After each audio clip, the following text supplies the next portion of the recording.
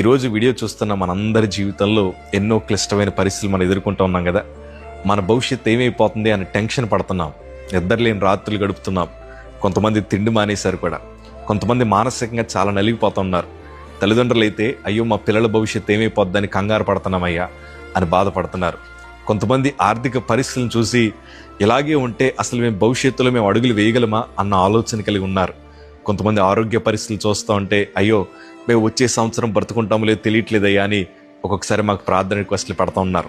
ఈరోజు నా 2 చేతులు జోడించి మీకు ఒక శుభవార్త చెప్పడానికి ఇష్టపడుతున్నాను. మీరు కంగారు పడాల్సిన అవసరం లేదు. ఎందుకంటే మన భవిష్యత్తు కోసం చక్కటి నిర్ణయాలు తీసుకునే ప్రభువే మనతో మాట్లాడబోతూ ఉన్నారు. దేవుని వాక్యంలో ఇర్మియా గ్రంథం 29వ అధ్యాయము 11వ మాట చదవగలిగితే, నేను మిమ్మల్ని గూర్చి ఉద్దేశించిన సంగతులు నేను ఎరుగుదును. రాబో కాలమందు మీకు నిరీక్షణ కలుగునట్లుగా అవి సమాధానకరమైన ఉద్దేశములే గాని హానికరమైనవి కావు. ఇదే యెహోవా వాక్కు.